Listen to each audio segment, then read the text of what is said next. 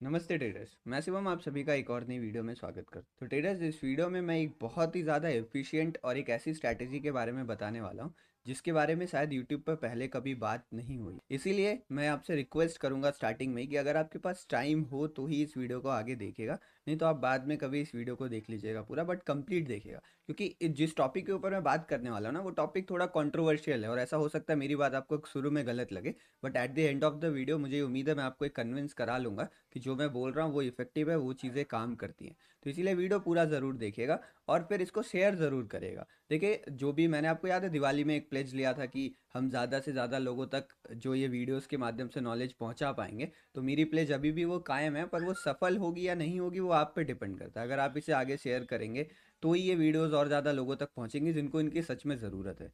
तो अब ज़्यादा टाइम मैं आपका नहीं वेस्ट करूंगा, आगे बढ़ते हैं और बात करते हैं कि आखिर मैं बात क्या कर रहा हूँ, आज किस स्ट्रैटेजी के ऊपर ये वीडियो है। तो बेसिकली आपको जो नाम से यहाँ पर लग रहा होगा, एवरेज करो एंजॉय करो, तो बेसिकली मैं यहाँ पर आपको कोई एंट्री एग्जिट नहीं बताने वाला हूँ कि चार्ट में ये पैटर्न देख के एंट्री एग्जिट करो। मैं यहाँ पर आपको एक ट्रेड मैनेजमेंट स्ट्रैटेजी बता रहा हूँ जिसकी मदद से आप अपने लॉसेस को बहुत ज़्यादा रिड्यूस कर सकते हैं। यहाँ पर आपका जो लॉसेस है वो बहुत ज़्यादा कम हो सकता है।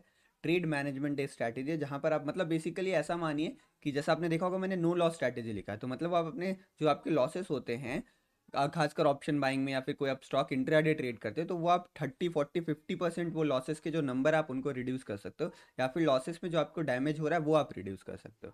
तो यहाँ पर मैं स्पेसिफिकली किस चीज़ पे बात करने वाला हूँ, यहाँ पर हम एक एवरेज करने की स्ट्रैटेजी पे बात करेंगे। एवरेज करना क्या होता है अगर आपको नहीं पता तो वो भी मैं ब्रीफली एक्सप्लेन करूंगा, और किस तरीके से एवरेज करने की एक यूनिक तरीका मैं आपको बताऊंगा, यूनिक मेथड, जिसके मदद से एवरेजिंग का जो सबसे बड़ा लॉस होता है आप उससे भी बच जाओगे। मतलब एवरेजिंग का एक सबसे बड़ा नुकसान है, आप उससे भी बच जाओगे और आपको पॉजिटिव रिजल्ट्स दिखने स्टार्ट। तो अब ज़्यादा टाइम नहीं बर्बाद करेंगे और सीधे मुद्दे पे आते हैं कि एवरेजिंग होती क्या है यहाँ पे। अगर आपको नहीं पता मैं ब्रीफली बता दूं कि अगर आप कोई एक चीज़ मान लीजिए 200 के भाव पे आप खरीदते हो, यहाँ पर 200 के भाव पे अगर आपने यहाँ पर कुछ बाई किया हुआ है और वो भाव गिर के 180 आ जाता है और 180 पर आप उसे दोबारा परचेज करते हैं, मान लीजिए यहाँ पर आपने 50 क्वांटिटी बाई करी कोई एक चीज़ की और दोबारा आप इसको यहाँ परचेज कर रहे हो, बाई कर रहे हो 50 क्वांटिटी, तो जो एवरेज प्राइस हमारा निकल के आएगा ना, यहाँ पर जो हमारा एवरेज बाइंग प्राइस रहेगा वो यहाँ पर क्या आ जाएगा, 200 प्लस 180 डिवाइडेड बाई 2,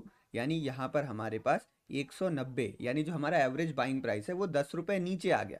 तो अगर यहाँ से स्टॉक बाउंस करना स्टार्ट करता है तो अब हमें प्रॉफिट के लिए 200 का वेट नहीं करना पड़ेगा, अब हमारा प्रॉफिट 190 से स्टार्ट हो जाएगा। तो बेसिकली इसको बेसिक टर्म्स में कहते हैं कि एवरेजिंग करना क्या होता है। अब मैं आपको बताता हूँ एवरेजिंग करने को लेकर बाकी लोग की क्या राय है, और जो सच भी है एक तरीके से, बट उसमें हम क्या ट्विस्ट करने वाले हैं वो मैं आगे एक्सप्लेन करूंगा। बट पहले बाकी लोगों की राय आपने कई बार सुना होगा, सबसे ये बोलते हुए सुना होगा, never average your losing trade. यानी अगर कोई ऐसा ट्रेड है जिसमें आप हार रहे हैं, जहां पर आपका पैसा जा रहा है, जहां पर आप लॉस देख रहे हो, उसको कभी एवरेज मत करिए। ऐसा कहा जाता है और ये गलत नहीं है कहना, बट इसमें एक बहुत बड़ी खामी है जो मैं आपको एक्सप्लेन करता हूँ। कहा क्या जाता है कि कभी भी एवरेज मत करिए अपने लूजिंग ट्रेड को, बट यहाँ पर डेफिनेशन यहाँ आ जाता है कि आखिर हमारा लूजिंग ट्रेड क्या है। मैं किस चीज़ को मानता हूँ कि अच्छा ये ट्रेड मेरा लूजिंग हो गया, मतलब मैं 200 पे कोई चीज़ बाई कर रहा हूँ तो उसको मैं लूजिंग कब मानूंगा, क्या मैं उसको 199 पे एक लूजिंग ट्रेड मान लूंगा, या फिर वो जब 100 जाएगा तब मैं उसको लूजिंग ट्रेड मानूंगा। सवाल ये उठता है, तब तो मैं डिफाइन करूँ कि अच्छा मुझे इस ट्रेड में एवरेज नहीं करना था, मुझे इस ट्रेड में एवरेज करना था। तो उसके लिए मैंने क्या क्राइटेरिया यूज़ कर रखा अब मैं वो समझाता हूँ। यानी अब हम डायरेक्ट अपनी स्ट्रैटेजी में आने वाले हैं कि किस तरीके से एवरेजिंग को आप यूज़ करो, मतलब ट्रेड मैनेजमेंट के लिए एवरेजिंग को आप किस तरीके से यूज़ करो कि आपको सबसे अच्छा स्टॉप लॉस देखने को मिले।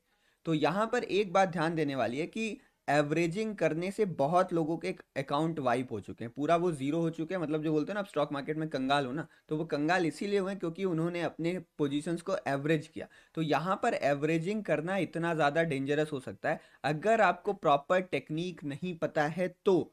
अगर आपको प्रॉपर टेक्निक पता है ना, तो एवरेजिंग आपके लिए एक बहुत अच्छा वेपन साबित हो सकता है। और असल में जो सारे बड़े प्लेयर्स होते हैं ना, जो भी बिग मनी होता है, FIIDI, उन लोग एक भाव पे ऑर्डर प्लेस नहीं करते। आपने शब्द सुना होगा एक्यूमुलेशन, डिस्ट्रीब्यूशन, यानी उनको अपना एक जोन डिफाइन होता है, उनको अपना एक जोन डिफाइन होता है कि अच्छा ये जोन मेरा है। यानी अगर मुझे 200 के ऊपर कुछ बाई करना है तो वो अपने लिए एक जोन बनाते हैं कि 200 से लेके 170 तक ये मेरा जोन है और इसके बीच में मैं माल उठाऊंगा, यानी मैं एक्यूमुलेशन करूंगा। तो यहाँ यहाँ पे भी बेसिकली हम एक्यूमुलेट ही करने वाले हैं। मतलब यहाँ हम डायरेक्ट अब स्ट्रैटेजी की बात कर रहे हैं कि मैं कैसे ट्रेड मैनेजमेंट आपको सिखाना चाह रहा हूँ जो थोड़ा हट के है वहाँ पे। तो इसको आप समझिएगा ध्यानपूर्वक, अगर आप चाहें तो इसको कहीं लिख भी सकते हैं। और हाँ, अगर ये वीडियो पसंद आ रही हो या फिर मेरा पढ़ाने का तरीका अच्छा लग रहा है तो आप लाइक कर सकते हो। इससे ये होता है बाकी लोगों को भी पता चल जाता है और यूट्यूब एल्गोरिदम को भी थोड़ा पता चलता है कि मतलब जो मैं कर रहा हूँ वो आप लोगों को अच्छा लग रहा है, तो उससे बाकी लोगों तक भी वीडियो अपने आप पहुंच जाती है। तो अब स्ट्रैटेजी पे आ जाते हैं, ठीक है। यहाँ पे तो सबसे पहला काम क्या करना है हमें, डिफाइन योर व्यू। तो यहाँ पर अगर आपको नहीं मालूम है तो मैं एक ऑप्शन ट्रेडर हूँ, मतलब मैं बैंक निफ्टी और निफ्टी में ऑप्शन बाइंग करता हूँ। तो मैं चार्ट में चल के एग्जांपल भी एक्सप्लेन करूंगा कि कैसे आप इसको बैंक निफ्टी या निफ्टी में इंप्लीमेंट कर सकते हो। तो सबसे पहले आपको अपना एक व्यू डिफाइन करना पड़ेगा। तो अगर आप स्टॉक में भी ट्रेड कर रहे हो तो आपको अपना एक व्यू बनाना पड़ेगा मार्केट को लेके। क्या व्यू होता है, पॉजिटिव मतलब मार्केट को ऊपर जाना चाहिए, नेगेटिव जाना चाहिए, या मार्केट को साइडवेज रहना चाहिए। तो अगर मार्केट को साइडवेज रहना है यहाँ पे तो हमें कुछ नहीं करना, उस सिचुएशन में हम नहीं कर सकते। तो हमारे पास यहाँ पर दो सिनेरियो बनते हैं, क्या मार्केट को ऊपर जाना है या फिर मार्केट को उस जगह से नीचे आना है। तो उसके बाद जब हमने अपना व्यू डिफाइन कर लिया, फिर उसके बाद हम हमारे लिए अपने लिए एक स्टॉप लॉस डिसाइड करेंगे, ठीक है। आप सोचोगे सर एंट्री तो अभी हमने डिसाइड नहीं की, बिना एंट्री डिसाइड किए हम स्टॉप लॉस कैसे डिसाइड कर सकते हैं यहाँ पे। तो यहाँ पर मैं चार्ट पर आ गया और मैं आपको चार्ट में कुछ एग्जांपल्स की मदद से बताता हूँ, ताकि हमें व्यू कैसे डिफाइन करना है और हमें जोन कैसे डिफाइन करना है वो हम एग्जांपल्स की मदद से यहाँ पर समझते हैं। तो यहाँ पर मैंने बैंक निफ्टी का 5 मिनट का चार्ट ओपन कर लिया है। तो यहाँ पर अब मैंने बैंक निफ्टी के 5 मिनट का चार्ट ओपन कर रखा है और इसकी मदद से मैं आपको समझाने की कोशिश करता हूं कि हम अपना व्यू कैसे डिफाइन कर सकते हैं मार्केट को लेके, और हम अपना जोन कैसे डिफाइन कर सकते हैं। तो आप यहाँ पर अगर आप बैंक निफ्टी के चार्ट को गौर से देखेंगे तो यहाँ पर आपको एक हायर हाई का प्राइस एक्शन नजर आ रहा होगा, यानी बैंक निफ्टी अभी पॉजिटिव है, वहां पे एक हायर हाई का प्राइस एक्शन दिख रहा है। तो मुझे अपना एक व्यू पॉजिटिव मिल गया। और भी दो तीन चीजें आप कंसिडर कर सकते हो, जैसे कि क्या, जैसे कि आप यहाँ पर देखोगे बैंक निफ्टी बहुत देर से एक रेंज में फंसा हुआ था। यहाँ पे बैंक निफ्टी बहुत दिन से एक रेंज में फंसा हुआ था।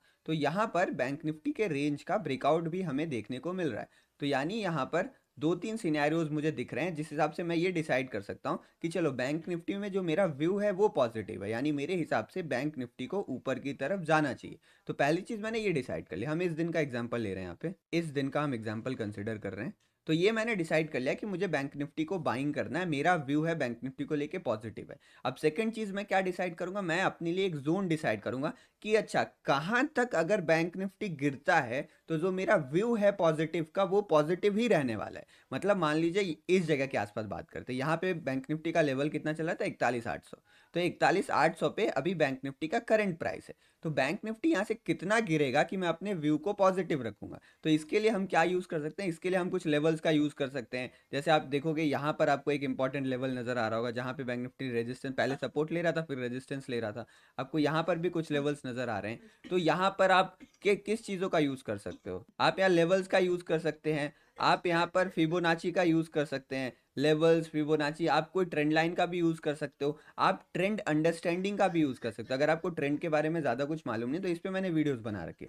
तो इतनी सारी चीजों की मदद से आप डिसाइड कर सकते हो कि अच्छा बैंक निफ्टी यहाँ से देखो वन वे ऊपर आया हुआ था, तो अगर बैंक निफ्टी इस कहीं लेवल के नीचे जाता है तो वहां पर मेरा स्टॉप लॉस हिट हो जाएगा। मतलब बैंक निफ्टी इस जोन के नीचे, मतलब जब तक बैंक निफ्टी इस पिंक लाइन से ऊपर है तब तक बैंक निफ्टी पॉजिटिव है, और जैसे ही वो इस रेड लाइन के, पिंक लाइन के नीचे जाता है वो यहाँ पर नेगेटिव हो जाएगा। तो जब मैंने अपना जोन डिसाइड कर लिया, मैंने अपना व्यू डिसाइड कर लिया, तो अब मेरे ऊपर क्या सवाल आता है कि मैं एंट्री कहाँ करूँ। नेक्स्ट पॉइंट जो यहाँ पर हमारे पास आता है कि अब यहाँ पर हमें अपना एंट्री डिसाइड करना है, ठीक है। एंट्री हमें क्या डिसाइड करना है, तो यहाँ पर आता है सवाल जहाँ पे हमारी स्ट्रैटेजी किक इन करेगी। वो ये है कि एंट्री करने का दो तरीका होता है। एक तो होता है ऑल इन, मतलब अगर आपको मान लेते हैं आप 100 क्वांटिटी बाई करने वाले हो, बैंक निफ्टी कॉल ऑप्शन कुछ भी बाई करने वाले हो, तो आप 100 क्वांटिटी का ट्रेड एक साथ मार्केट में डाल दीजिए। उसको ऑल इन स्ट्रैटेजी कहते हैं, जैसा कि आपने सुना भी होगा। यानी अगर आपको 100 क्वांटिटी ट्रेड लेना है, आप यहाँ पर चार्ट को देख रहे थे, आपको लगा कि यहाँ पर ब्रेकआउट आ गया, आपने यहाँ पर 100 क्वांटिटी बाई कर लिया, यहाँ पे कॉल का ऑप्शन आपने बाई कर लिया। तो अगर आप अपना जितना, आपका रिस्क यहाँ पे क्या था, आपने 100 क्वांटिटी बाई किया, और मान लीजिए आप बैंक निफ्टी में 70 पॉइंट का स्टॉप लॉस लगाते हैं, बैंक निफ्टी में 70 पॉइंट का आप यहाँ स्टॉप लॉस लगाते हैं, तो अगर आप इसको ऑप्शन में कन्वर्ट करोगे तो रफली ये 30-40 रुपए होगा। हम यहाँ पे 30 रुपए मान लेते हैं। तो यानी आपने यहाँ पे 30 रुपीज का आपने यहाँ पे स्टॉप लॉस लगा लिया है। तो आपका रिस्क कितना बनता है यहाँ पे, जो आपका टोटल रिस्क बनता है यहाँ पे वो 100 × 30, यानी आपका 3,000 रुपए यहाँ पर आपका रिस्क बन रहा है। तो यहाँ पर अगर आप बाई करते हो तो आप 60-70 पॉइंट रुपए का 60-70 रुपए का ऐसे लगा सकते हो, बैंक निफ्टी में 60-70 पॉइंट का स्टॉप लॉस लगा सकते हैं। तो आपका स्टॉप लॉस कहीं यहाँ कहीं बैठेगा, इस लेवल के आसपास कहीं स्टॉप लॉस बैठेगा। आपने यहाँ एंट्री की, आपने स्टॉप लॉस आपका यहाँ बैठा। तो यहाँ पे जो मैं आपको बताना चाह रहा हूँ ना कि अगर आप सारी क्वांटिटी एक साथ मार्केट में डाल देते हो, तो अभी देखो आपका व्यू क्या था कि जब तक मार्केट इस लेवल के ऊपर है मार्केट पॉजिटिव है, तो यानी पॉजिटिव मार्केट में भी आपका स्टॉप लॉस हिट हो गया। क्यों? क्योंकि आपने अपने एंट्री को टाइम नहीं कर पाया। एक चीज होता है टाइमिंग ऑफ एंट्री, तो आपकी जो एंट्री थी वो एग्जैक्ट नहीं थी। अगर आपकी एंट्री एग्जैक्ट होती, जैसे कि आप यहाँ एंटर करते हो तो यहाँ से मार्केट डायरेक्ट ऊपर चला गया, तो वो एग्जैक्ट एंट्री कहते हैं, पर आपकी एंट्री एग्जैक्ट नहीं हो पाई। तो इसी चीज से बचने के लिए हम यहाँ पर यूज करते हैं एवरेजिंग का मेथड, जो मैं आपको बता रहा हूँ, ठीक है। तो यहाँ पर स्टॉप लॉस क्या होगा, यहाँ पे स्टॉप लॉस हम 60-70 पॉइंट का नहीं रखने वाले।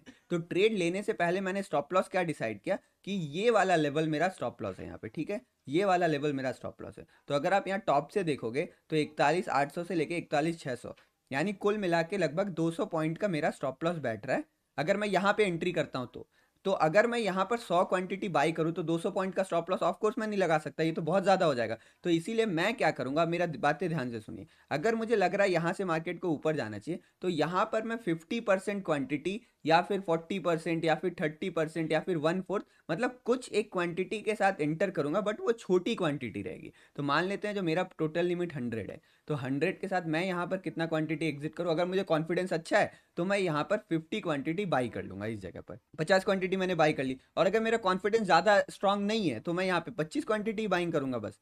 और अगर मार्केट, मैंने 25 क्वांटिटी बाइंग की, मार्केट यहाँ से डायरेक्ट चले जाता है, तो मैं देखूंगा अगर मुझे यहाँ कहीं पर मौका मिलता है तो मैं कुछ कुछ क्वांटिटी ऐड करूंगा, नहीं तो मैं रहने दूंगा। मैं 25 क्वांटिटी में भी अपना प्रॉफिट बुक कर लूंगा जो मुझे मिलेगा यहाँ पे। बट अगर मार्केट ऊपर जाता है तो इसको हम पिरामिडिंग कहते हैं, ठीक है। तो यहाँ पिरामिडिंग का कॉन्सेप्ट मैं नहीं डिस्कस कर रहा हूँ, उसके ऊपर भी मैं एक वीडियो बना दूंगा। पिरामिडिंग का भी एक स्पेसिफिक तरीका होता है जो मैं फॉलो करता हूँ, वो भी मैं आप लोग को बताऊंगा टाइम आने से। तो यहाँ पर हम ऊपर जाने वाले सिचुएशन को अभी नहीं कंसिडर करते हैं, ठीक है। यहाँ पे मान लेते हैं आपने यहाँ पर बाइंग किया और यहाँ पर आपका बाइंग प्राइस था 200 रुपये, फॉर एग्जाम्पल मान लेते हैं, ठीक है। आपने 25 क्वांटिटी बाई की और मार्केट यहाँ से नीचे गिरने लगा, तो आपको पता है कि जब तक इस पिंक लाइन के ऊपर बैंक निफ्टी पॉजिटिव है तो आप यहाँ डरोगे नहीं बैंक निफ्टी के गिरने से। और दूसरा कारण आप नहीं डरोगे क्योंकि आपने केवल 25 क्वांटिटी बाइंग की। आप बाइंग 100 कर सकते हो, पर आप बाई केवल 25 कर रहे हो यहाँ पे। तो जब मार्केट नीचे गिरने लगा, यहाँ पे मैं कुछ चीज़ें डिलीट कर देता हूँ, यहाँ पे मार्केट आया नीचे गिरने लगा, यहाँ रुका नीचे गिर रहा है। अगर यहाँ ग्रीन कैंडल में आपको लग रहा है ट्रेंड लाइन का ब्रेकआउट, आप कुछ क्वांटिटी यहाँ भी एंटर कर सकते हो। तो यहाँ पे अब हम देखेंगे कहाँ मुझे ऊपर की तरफ मोमेंटम दिख रहा है, जो मेरा डायरेक्शन है उधर किधर मार्केट दोबारा घूमता हुआ दिख रहा है। तो फॉर एग्जांपल अगर आपको यहाँ घूमता हुआ लग रहा है, आप यहाँ पे और 25 क्वांटिटी बाई कर लीजिए, फिर मार्केट यहाँ से नीचे गिर जाता है, ठीक है, यहाँ पे नीचे गिर जाता है। अब यहाँ पर ये नीचे क्यों गिरा पता है आपको? जो ये वाली बड़ी रेड कैंडल बनाई गई, ये किस लिए बनाई गई? ये केवल और केवल यहाँ पे जो बाई करके बैठे थे ना, उनका स्टॉप लॉस हंट करने के लिए स्ट्रैटेजी बनाई गई। यानी उनका स्टॉप लॉस खा के मार्केट आप देखो फिर कितना ऊपर चला गया यहाँ पे। तो यहाँ पर हमने अपना स्टॉप लॉस इतना बड़ा रखा है ना कि मार्केट हमारा स्टॉप लॉस हंट कर भी नहीं सकता। और इतना बड़ा स्टॉप लॉस होने के बावजूद भी हमारा रिस्क ज़्यादा बड़ा नहीं है, रिस्क हमने बड़ा नहीं लिया। क्यों? क्योंकि हमने क्वांटिटी पार्ट पार्ट में एंटर की है। हम कुछ क्वांटिटी यहाँ डाल रहे हैं, कुछ यहाँ डाल रहे हैं, कुछ यहाँ पर डाल रहे हैं। ऐसा नहीं किया कि 100 क्वांटिटी यहीं कर लिया फिर पैनिक में आके 100 यहाँ ऐड कर रहे हैं, अपने रिस्क से बाहर जा रहे हैं। नहीं, बिल्कुल नहीं, रिस्क से बाहर कभी नहीं जाना। तभी मैंने कहा ना, ये ट्रेड मैनेजमेंट के साथ साथ एक रिस्क मैनेजमेंट वाली भी स्ट्रैटेजी है यहाँ पे। तो यहाँ पे 25 क्वांटिटी एंट्री है, फिर यहाँ पे लगा आपको ऊपर जा रहा है तो आप 25 क्वांटिटी यहाँ पर एंट्री कर लीजिए यहाँ पर। तो ऐसे 25-25 मतलब पार्ट में आपको डिवाइड करना है बेस्ड ऑन योर कॉन्फिडेंस और जो आप मूवमेंट देख रहे हो। तो आप अगर क्लियरली देखो तो कुछ आपका यहाँ पे एंट्री होगा, कुछ एंट्री मान लो आपने इस जगह के आसपास किया, कुछ आपने इस जगह के आसपास किया। तो अगर आप इसको सारा ऐड ऑन करें, मान लीजिए आपने ऐसा कर लिया 25 यहाँ पे, 25 यहाँ पे और 50 यहाँ पे, तो आपका जो बाइंग प्राइस है ना वो कुछ इधर कहीं के आसपास आ जाएगा। तो आपका जो बाइंग प्राइस है वो यहाँ आ जाएगा। तो जैसे ही मार्केट इस लेवल को क्रॉस करता है आप तभी भी प्रॉफिट में आके बैठ जाओगे, यहाँ पे प्रॉफिट में बैठ जाओगे। और यहाँ पर मार्केट जो स्टॉप लॉस हंट करने आया था बाकी लोगों का, आपका स्टॉप लॉस भी नहीं हंट कर पाएगा यहाँ पे। तो ऐसे सिनेरियोज में हम अपने जो लूजिंग ट्रेड होते हैं ना, मतलब ऐसे ट्रेड्स जहाँ पर हमारी जो एंट्री होती है वो थोड़ी सी मिस टाइम हो जाती है, थोड़ा सा टाइमिंग गलत हो जाता है, वहाँ भी हम प्रॉफिट में निकल सकते हैं। और यही मेथड बहुत सारे लोग फॉलो करते हैं जो बड़े प्लेयर्स होते हैं, और उनको ये नाम दे देते हैं एक्यूमुलेशन, बट उनका तरीका यही होता है। तो यहाँ पर मैंने अपने लिए जोन डिसाइड किया कि इस जोन में मैं अपने कॉल ऑप्शन को एक्यूमुलेट करने वाला हूँ। आप समझ रहे हो, मैं वही चीज़ यहाँ पे कर रहा हूँ। और बाई चांस एक नेगेटिव चीज़ मानते हैं कि यहाँ पे मार्केट आया, आपने कुछ यहाँ पे एंटर किया, कुछ इस जगह पे एंटर किया, कुछ इस जगह पे एंटर किया, और मार्केट फिर नीचे आके गिर गया, तो आप देखोगे ना आपका जो बाइंग प्राइस था वो इस लेवल के आसपास आ जाएगा, इस लेवल के कहीं आसपास आ जाएगा, जो एवरेज बाइंग प्राइस रहेगा। तो एवरेज बाइंग प्राइस आपका यहाँ है और आपका स्टॉप लॉस यहाँ है। तो कुल अगर हमें देखा जाए ना, तो ये भी जो डिस्टेंस है वो भी 60-70 पॉइंट का ही है यहाँ पर। आप समझ रहे हो, 60-70 पॉइंट का ही स्टॉप लॉस आप यहाँ पे ले रहे हो। और जो यहाँ पर 100 क्वांटिटी बाई कर रहा था ना, वो भी केवल 60-70 पॉइंट का ही स्टॉप लॉस ले रहा था। तो आप दोनों का स्टॉप लॉस सेम है, बट वो यहाँ पर लॉस लेके निकला और आप इस ट्रेड में प्रॉफिट लेके निकल रहे हो। अब आपको इस स्ट्रैटेजी की इंपॉर्टेंस समझ में आ रही है कि हमें एवरेज डाउन कैसे करना होता है। अगर सबसे पता एवरेजिंग वहां मना किया जाता है, कब मना किया जाता है, आपने यहाँ पर बाइंग कर लिया, आपकी कैपेसिटी थी 100 क्वांटिटी और आप 100 पूरा यहाँ पर एंटर कर लेते हो, बट क्योंकि मार्केट आपके अगेंस्ट जाने लगा ना, तो आपका जो रिस्क एपेटाइट था आप उससे बाहर जाके यहाँ पर और क्वांटिटीज एवरेज डाउन कर रहे हो। ये सबसे गलत काम है। अगर आप ये करते हैं तो आपका कैपिटल वाइप आउट होते हुए, कैपिटल जीरो होते हुए टाइम नहीं लगेगा। बट यहाँ पे अगर आप पार्ट में एंटर करते हैं ना, तो यहाँ पर आपका ट्रेड भी मैनेज हो जाएगा, आपका ट्रेड भी मैनेज हो जाएगा। ऐसे बड़े प्लेयर्स की तरह सोचिए, बड़े लोग जिनको 10,000 करोड़ मार्केट में लगाना होता है, वो डायरेक्टली एक भाव पे 10,000 करोड़ नहीं लगाते, वो अपने लिए एक जोन डिसाइड करते हैं, वहां पर उसको एक्यूमुलेट करते हैं। तो एक तरीके से मैंने आपको वही एक्यूमुलेशन स्ट्रैटेजी बताई है, जिसमें आपका ट्रेड भी मैनेज हो जाएगा और आपका रिस्क भी मैनेज हो जाएगा, और आपके पास मार्केट में गलती करने का जो आपके पास एरिया रहेगा ना मिस्टेक्स करने का, वो थोड़ा ज़्यादा रहेगा। मतलब यहाँ पर मार्केट में आपको एक रेंज मिल जाएगा जिस रेंज में आप प्ले कर सकते हो। आपको स्टॉप लॉस से डरने की ज़रूरत नहीं, आपका जो एसएल हंटिंग होता है ना, आप उससे बहुत क्लियरली यहाँ पर बच सकते हो। तो आई होप अब आपको ये स्ट्रैटेजी क्लियर हो गई होगी कि मैं इस स्ट्रैटेजी में क्या, ऐसे बहुत सारे सिचुएशंस होते हैं। जैसे यहाँ भी आप देखो, यहाँ भी अगर आपको लग रहा है ये सपोर्ट जोन है, यहाँ पे मुझे एक्यूमुलेशन करना चाहिए, तो आपको 150 से लेके 200 पॉइंट के आसपास कोई आपको जोन बनाना है और उसमें अपने कॉन्फिडेंस के मुताबिक करना है। स्टार्टिंग में बहुत कम क्वांटिटी से एंटर करेंगे हम, फिर एक्यूमुलेट करते हुए चलेंगे, और अगर वहीं से भाग जाता है तो उसका भी एक तरीका होता है जिसे हम पिरामिडिंग कहते हैं, उसको मैं आगे आने वाली वीडियोस में डिस्कस करूंगा। अगर इस वीडियो में रिस्पॉन्स अच्छा रहता है तो फिर आगे आने वाली वीडियोस में हम उसको भी डिस्कस करेंगे। तो अगर आपको ये टॉपिक पसंद आता है और आपको इस स्ट्रैटेजी में दम लगता है तो इसको शेयर ज़रूर करिएगा, और मुझे अपना जो विचार है, कुछ भी आप सोच रहे हो स्ट्रैटेजी के बारे में, वो आप नीचे कमेंट बॉक्स में बता सकते हो, और अगर आपने इसको अप्लाई किया तो भी आप बता सकते हो। इसको मैं ऑप्शन ट्रेडिंग में बहुत ज़्यादा, मतलब जब मैं ऑप्शन बाइंग करता हूँ तो जैसे मॉर्निंग का टाइम हो तो सुबह सुबह मैं जनरली जो एक छोटा स्कैल्पिंग वाला ट्रेड लेना होता है मॉर्निंग में, तो उसको मैं फुल क्वांटिटी से लेता हूँ, वहाँ मैं एवरेज डाउन नहीं करता हूँ। बट मान लीजिए दिन के अंतराल में मुझे कोई व्यू बन रहा है बैंक निफ्टी को लेके, मुझे लग रहा है यहाँ से एक बड़ा मूवमेंट आ सकता है, ये एक जोन है जहाँ पे ऊपर नीचे वोलेटाइल होके फिर मार्केट ऊपर जाएगा, तो वैसे सब सिचुएशंस में मैं एवरेज करता हूँ यहाँ पे। तो आपको एक चीज़ ध्यान रखना है कि एवरेज करने के लिए आपको मिनिमम आप मान लो 100 या फिर 75 क्वांटिटी से स्टार्ट करो तो वो ज़्यादा अच्छा रहता है। बाकी आप 50 क्वांटिटी से भी एवरेज डाउन कर सकते हो, पर अगर 100 या 75 क्वांटिटीज रहे तो ज़्यादा सही रहता है। बट आपको मार्केट की अंडरस्टैंडिंग आनी चाहिए, ठीक है, आपको अपना व्यू बनाने आना चाहिए। अगर आप मार्केट में सही व्यू बना रहे हो, आपका मतलब आपको लगता है मैं सोच तो लेता हूँ ऊपर जाएगा, बस थोड़ा सा ऊपर नीचे हो जाता है, तो जो ये ऊपर नीचे वाला सिनेरियो ना, उसको ये स्ट्रैटेजी अपने आप कवर कर लेगी, आपको चिंता करने की जरूरत नहीं। आपका बट मार्केट में व्यू राइट होना चाहिए, उसके लिए आपको कुछ बेसिक टेक्निकल एनालिसिस तो सीखनी ही पड़ेगी। तभी मैंने कहा ना, कोई एंट्री एग्जिट वाली स्ट्रैटेजी नहीं है, एक ट्रेड मैनेजमेंट वाली ये स्ट्रैटेजी है। तो आई होप ये वीडियो आपको पसंद आई हुई होगी। जो भी आपके विचार आप नीचे कमेंट में लिख सकते हो। टेलीग्राम चैनल में ये सारी चीज़ें, लाइव मार्केट में कुछ बनता है तो मैं डिस्कस करते रहता हूँ, आप उसको भी ज्वाइन कर सकते हो। चले मिलते हैं नेक्स्ट वीडियो में, धन्यवाद।